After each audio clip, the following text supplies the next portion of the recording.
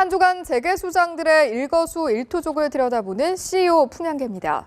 오늘 이 시간에는 취임 일성으로 한계 기업 구조조정을 언급한 이동걸 산업은행 회장, 종합패션 회사로 변신을 꿈꾸는 김기문 로마손 회장 등의 이야기를 남현호 노은지 기자가 보도합니다.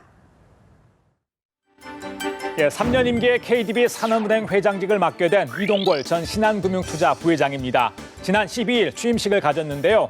부실 기업들이 벌벌 떨고 있다고 합니다.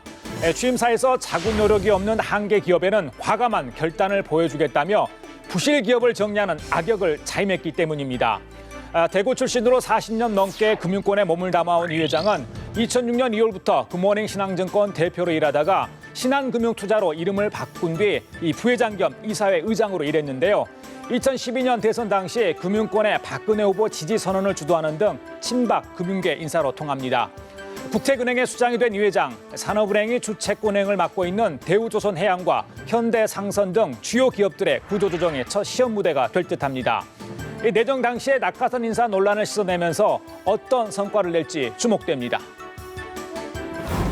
이번에도 새 의자에 앉은 분을 소개해드립니다. 한국 마이크로소프트 대표가 된 고순동 전 삼성 SDS 사장입니다. 서울 출신의 고 대표는 연세대 경영학과를 나와 미국 유학 후 지난 1983년 한국 IBM에 입사했는데요. 미국 IBM 이사까지 지낸 다음 삼성 SDS로 옮겨 전략 마케팅 실장과 대표를 역임했습니다.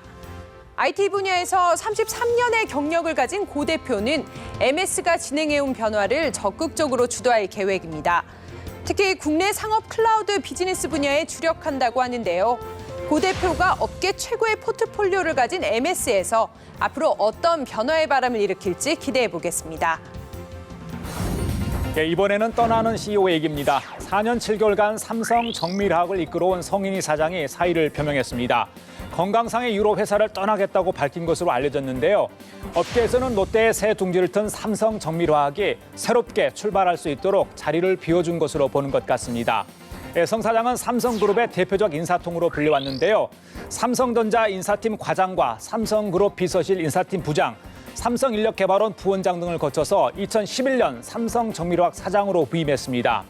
성 사장은 지난해 10월 삼성정밀화학이 삼성에서 롯데로 넘어가는 과정에 이른 시간 안에 조직을 안정화시켰다는 평가를 받았습니다. 오는 29일 삼성정밀화학 주총에서 공식적으로 사의를 표명할 예정이라고 합니다. 30년 넘게 삼성에 몸담은 그가 어떻게 인생 이모작을 준비할지 궁금해집니다. 토종 시계 브랜드로 유명한 로만손의 김기문 회장. 김 회장은 28년 만에 회사 이름을 바꾸고 종합 패션 회사로 변신을 시도합니다. 셀러리맨 출신인 김 회장은 동생 김기석 사장과 함께 로만손을 연매출 1,000억 원의 중견기업으로 키워냈는데요. 로만손이란 이름은 스위스 시계 공업단지가 있는 로만시온이란 마을 이름에서 따왔습니다. 김 회장은 2005년 개성공단에 입주해 공장을 세우고 전체 물량의 70% 이상을 이곳에서 만들어 왔는데요. 2013년에 이어 이번 개성공단 중단 사태로 힘든 시기를 보내고 있습니다. 스마트워치가 등장하는 등 시계 산업도 예전만 같지 않은데요.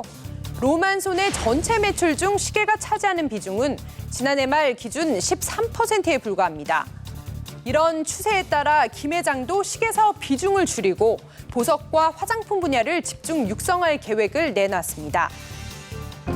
전임 중소기업 중앙회장으로 개성공단 입주기업 제품 판로 개척과 중소기업 활성화에 힘써온 김 회장. 이번 개성공단 사태에 참 막막할 듯한데요. 기업을 하다 보면 여러 차례 위기가 찾아온다고 합니다. 위기를 극복하는 데는 CEO의 능력도 중요하지만 직원들이 한마음이 돼야겠죠. 이번 주 CEO 풍향계는 여기까지입니다.